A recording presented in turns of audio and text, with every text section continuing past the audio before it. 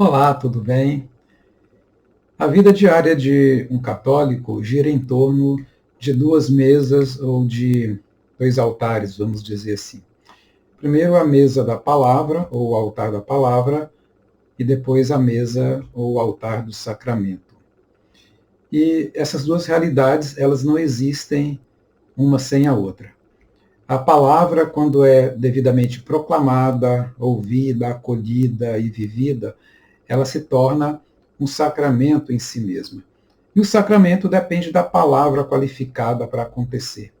É preciso que o ministro do sacramento pronuncie um conjunto de palavras ou uma palavra qualificada para que o sacramento se realize. E nós estamos vendo, nesses dias, leituras que nos remetem à preparação para a chegada do Espírito Santo. Nós estamos acompanhando o Evangelho segundo João. E o Evangelho segundo João começa exatamente falando da palavra. No princípio era a palavra, e a palavra estava em Deus, e a palavra era Deus. João está dizendo que a palavra não é simplesmente um som, não é um sinal gráfico, mas a palavra é uma pessoa. A palavra, na verdade, é a segunda pessoa da Trindade, o Filho, que se fez humano, ou seja, a palavra é o próprio Jesus. Palavra está associado com comunicação, com a transmissão de um conteúdo. E Jesus é a palavra porque ele nos comunica o Pai, a vontade do Pai a nosso respeito. Ele nos comunica quem é o Pai à luz do Espírito Santo. Jesus é movido pelo Espírito Santo o tempo todo. Ele é a palavra de Deus.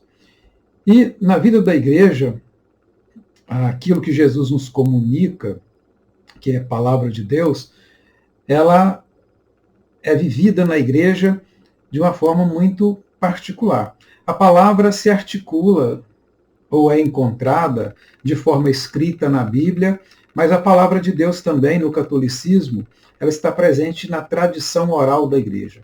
Aquela palavra que foi revelada, mas que não foi escrita na Bíblia, mas que foi conservada pela tradição da igreja.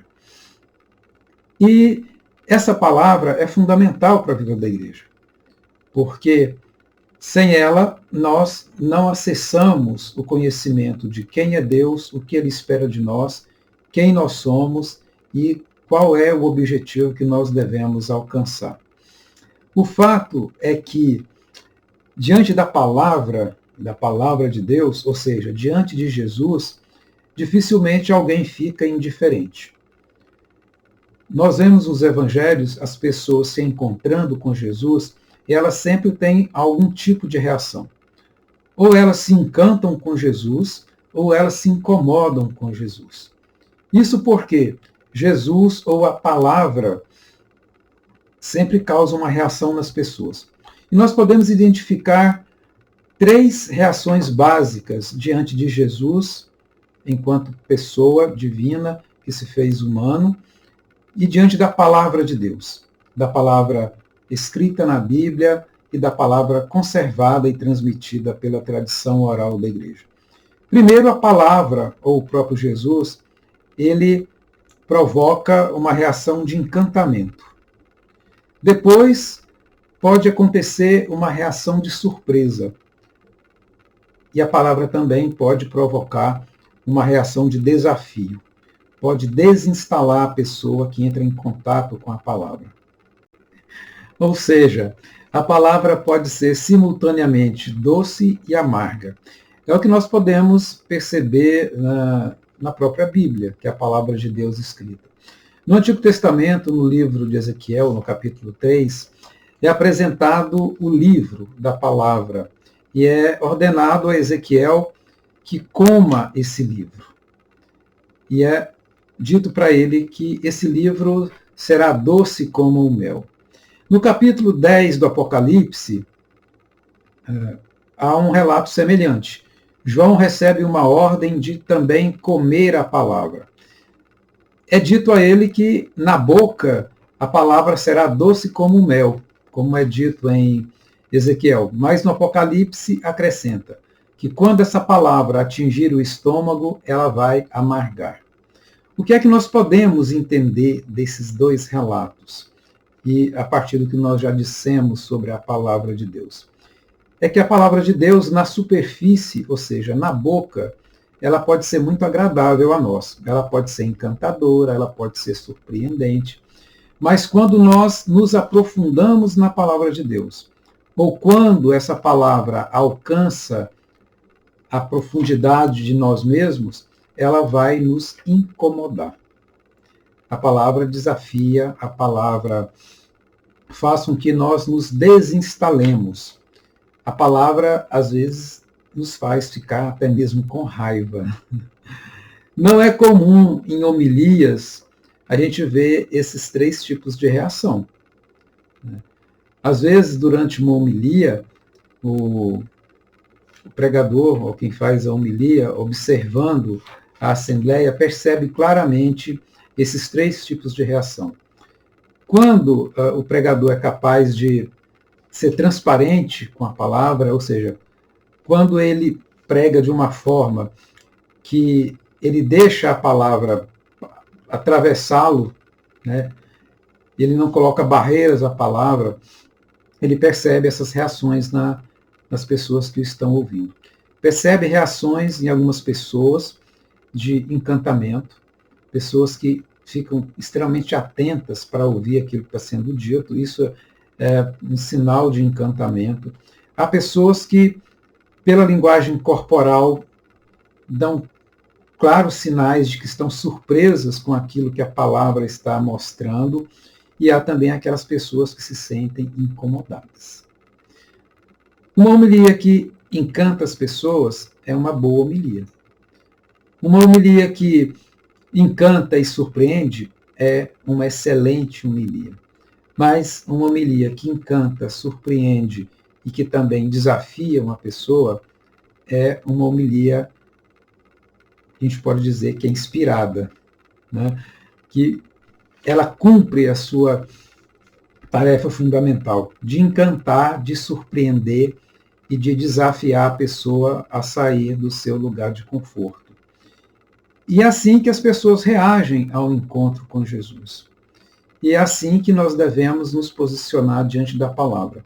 Seja como aquele que recebe a palavra, seja como aquele que é portador da palavra, é mediador da palavra para os outros. Aquele que recebe a palavra naquele momento deve estar disposto a se surpreender, a se encantar, mas também a se deixar desinstalar pela palavra de Deus, ou seja, se desafiar pelo próprio Jesus. E aquele que é portador da palavra, aquele que profere a palavra, que explica a palavra, ele deve estar disposto a ser transparente, a deixar que a palavra fale através dele, que ele não seja barreira ao encontro da palavra com seu destinatário. Por isso o Papa Francisco, ele trabalha muito a questão das homilias, né, nesse sentido, mostrando que não é o pregador que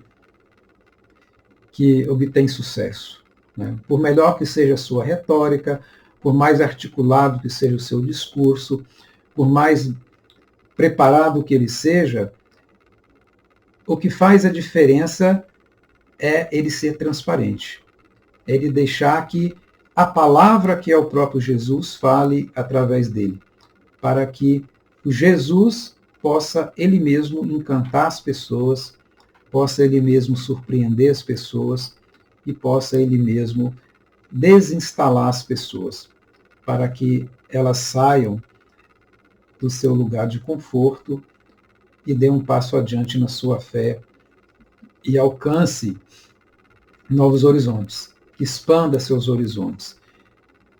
E é por isso que a palavra é fundamental na vida do catolicismo.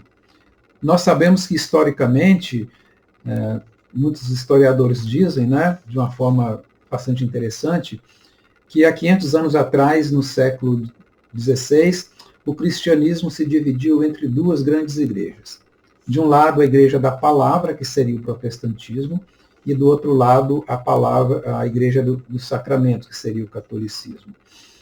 Independente de nós concordarmos ou não com essa abordagem, é fato que nós não podemos separar a palavra do sacramento. Então, nesse sentido, os protestantes que dão muito valor à palavra, mas que não veem com tanta importância os sacramentos, devem perceber que a palavra em si já é um sacramento. E os católicos, nós católicos, que damos uma ênfase muito grande aos sacramentos, e que nem sempre damos à palavra o lugar que ela ocupa, na verdade, na vida da igreja, nós precisamos entender que não existe sacramento sem palavra. E que, de toda forma, o encontro com a palavra de Deus, que na verdade é o próprio Jesus, Jesus é a palavra de Deus, Jesus é o sacramento de Deus, o sacramento do Pai para nós. Essas duas realidades, elas são interligadas, são interdependentes. Jesus é a palavra e Jesus é o sacramento. E o encontro, seja na palavra, seja no sacramento, vai nos provocar essas reações de encantamento, de surpresa e também de desafio. Porque é assim que Jesus se apresenta para nós, como aquele que é encantador, que é surpreendente e que também é aquele que nos pede um passo adiante e nos desafia a nos tornarmos pessoas melhores a cada dia. Que nós possamos, diante da palavra de Deus, seja da palavra escrita na Bíblia, seja da palavra transmitida pela tradição oral da igreja. E essas duas modalidades, elas expressam a palavra por excelência, que é o próprio Jesus. Que nós possamos nos encantar, nos surpreender e também nos deixar desafiar pela palavra. Até a próxima.